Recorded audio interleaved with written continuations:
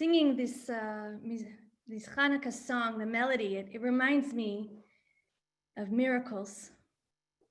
And it's very strange because in one of the most famous miracles of all, we cross the sea. God crosses the sea. You know the story. God opens the sea for us and we pass through on dry land. And yeah, we sing a very important song. Don't get me wrong. There's timbrels and dances. And our lives are completely transformed. We've left Pharaoh and Egypt, but in that whole accounting, we never once say a blessing for the miracle that took place at the sea. It's a pretty serious omission. We don't say the blessing for the miracle. And according to the rabbis who don't care when the blessings were invented versus Torah and all time is connected, sticklers for detail, they say that the fancy song we sang doesn't relieve us of our obligation to bless God for the miracle that took place. And you see, the reason that our omission of forgetting to say or not saying this blessing comes up altogether is because in the Talmud, the rabbis are trying to determine when we're commanded, why we're commanded to make a blessing over a miracle. And they point to this very place where we didn't make a blessing for a miracle. And they show us that Yitro, Jethro, Moses' father-in-law, importantly, he was not an Israelite. He didn't cross the sea. Tradition says he's one of the first converts. The rabbis teach that Yitro is the one who hears about the miracles and comes running into the wilderness to join up with us and says, "Blessed is God who saved you."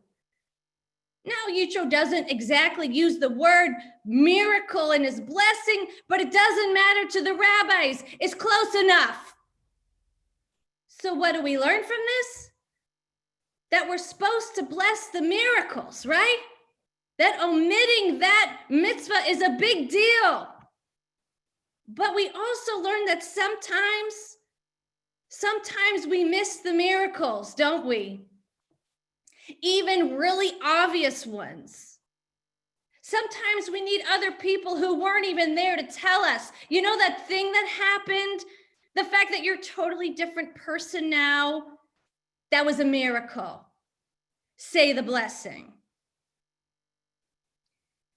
It's got me thinking, if sometimes it's unclear in the moment what a miracle is, how are we supposed to know to make the blessing? What if we don't have a Yitro around to tell us?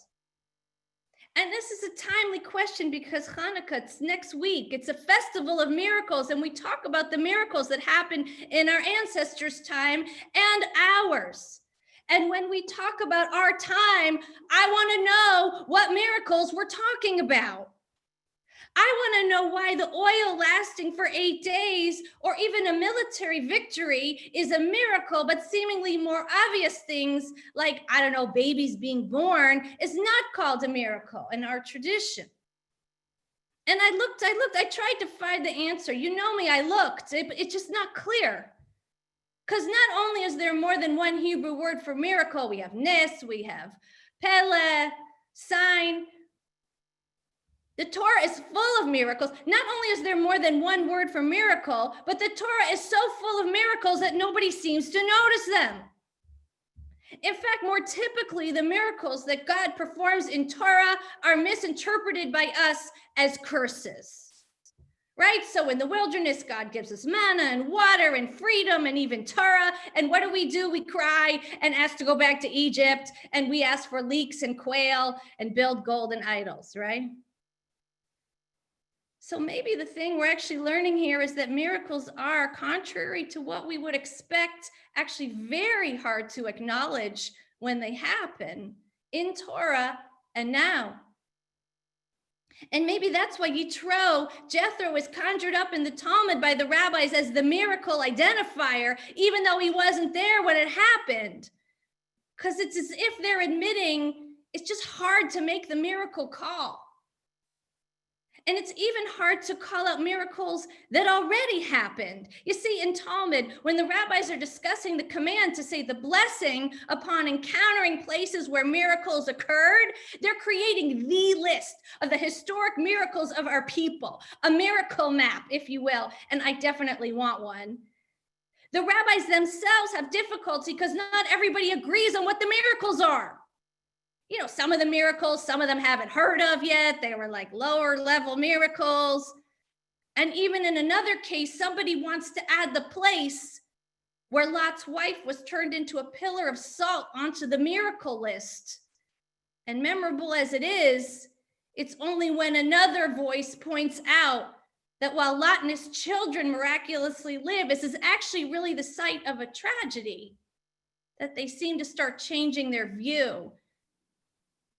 As if to say it's not so easy to define what a miracle is. Miracles aren't pure. And so if we're having trouble with the responsibility of defining miracles in our lives and in our time, if there seems to be few places we can isolate where miracles abound without anything hard or painful accompanying them, take heart.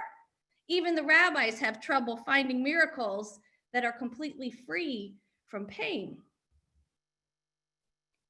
I don't know, maybe the answer is there's far more miracles than we know. Maybe Hanukkah is a miracle and the sea splitting is a miracle and babies being born are miraculous. And even in the case of Lot's wife turning into a pillar of tears, her husband and her children are saved. Shouldn't forget that. Maybe the answer is that much of life is miraculous and God is just hidden. Rabbi Yitz Greenberg teaches that all the blessings and all the rituals and the laws and the ways are created just to help us see the miracles, to help us uncover the hidden presence of the Holy One, to teach us to be aware and look for hints and clues. So maybe the answer is just to look more, praise more. Maybe the difference between a miracle and no miracle is just what we name it. Maybe that's why we have blessings, to help us get our miraculous toes back into the miraculous waters. And I think we understand now, in this moment in our country, more than we ever wanted to, just how much we have taken for granted. I'm not saying God is punishing us with the pandemic. You know me well enough to know I wouldn't say that. I'm just saying, now that we are aware of many things that once seemed unremarkable, commonplace, now we realize in their absence just how many were miraculous. Just the being together, of greeting one another, of eating together at long Shabbat tables, of singing packed on benches with people standing in the back of the room. These were miracles. And now that we cannot do these things, and of course we cannot, it would be an affront to the most basic Jewish principle of sustaining life, our most traditional basic principle. Now that we cannot do these things, we maybe can see all the miracles that went unnamed and unblessed, a pile of miracles unacknowledged. And maybe it's not too late to remember and bless what we once had and what we hope to have again, and maybe it'll help us bless all the miracles we still very much have. But you'll forgive me, because if everything is a miracle, I'm brought back to my question of when to make a blessing. Because if there's always miracles, the mitzvah of acknowledging miracles becomes so hard, it's irrelevant. We can't bless miracles all the time, every day, who's going to order dinner? We have to keep looking. We need a better answer. What miracles obligate us to bless them? Rabbi Hartman, his memory should be a blessing, has a daring teaching. He says the miracle of Hanukkah was not with the oil lasting. It was when we, seeing destruction all around, dared to light the oil at all. It's beautiful teaching. I love the daring. But now it makes my question of when to say the bracha even harder. Do I say the bracha for miracles when scientists try to make the vaccine, or when they get in their car to make it, or when they have enough dry ice to ship it, or when it's finished, or even though some people refuse to take it, or when it goes in my arm, or when it goes in the arms of my children, or when it goes in the arms of the whole world? Is it now? Is the miracle starting now? I so want it to be starting now.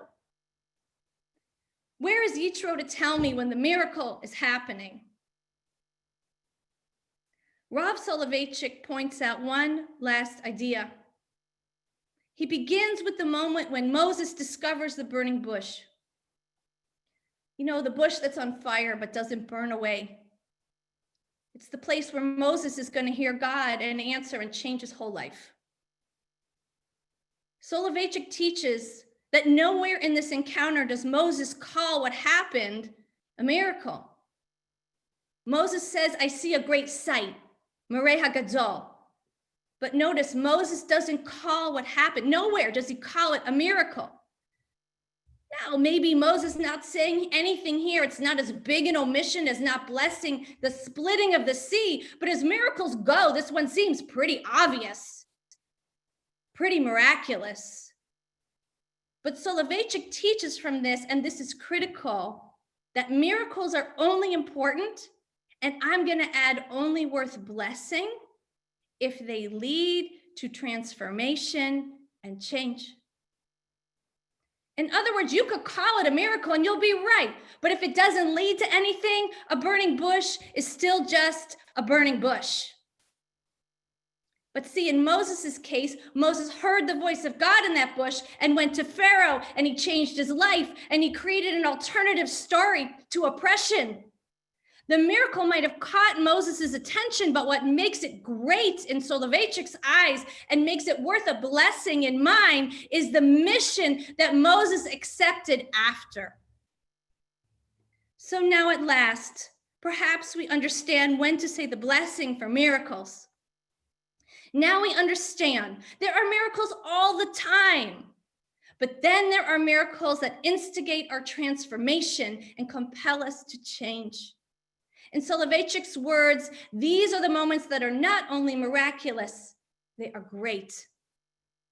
It is in these great times, the miracles that are accompanied by transformation and commitment, that our tradition marks and refuses to let slip into oblivion. They earn their places on our miracle map, even if they're complicated, even if they're accompanied by moments of grief. The rabbis are emphatic. Refuse to let those times go. Remember those times. And this brings us finally to the miracle of Hanukkah, because the miracle of Hanukkah, the miracle of the oil lasting, Reb Soloveitchik teaches, was only established a year later. Why not establish it right on that 8th night when the oil's still burning? Why wait so long? Because the leaders of that time waited to see if the great changes that were instigated by the oil lasting, by the little oil that could, they waited to see if great changes, the rededication, the commitment, to see if those things would last. Only once the people, like Moses, only once they saw the light and fire, but also changed their lives and their society, then the rabbi said, this is a holiday and this is a miracle, and here is the blessing for the miracle. So maybe we don't always need to know miracles just as they happen. Maybe we can't acknowledge them all. Maybe we're living through a time of great miracles because every time is a time of great miracles. But what our tradition asks us to mark with the blessing for miracles is the change in us, the change in our world after the miracles happen. That is why Yitro could see it when Moses and Israel couldn't. He not only knew about the miracles and wonders, but he saw the new people that arose in response to those miracles even before they knew it themselves. So when we all say the blessings over the Hanukkah candles in a few nights, when we put our Hanukkah lights in our windows to proclaim the miracles, we should remember our ancestors, yes, but we should also consider the countless daily miracles that surround us at every moment, the ones that may yet instigate great change in each of us, in all of us. Is it now? Is the great miracle starting now? I so want it to be starting right now.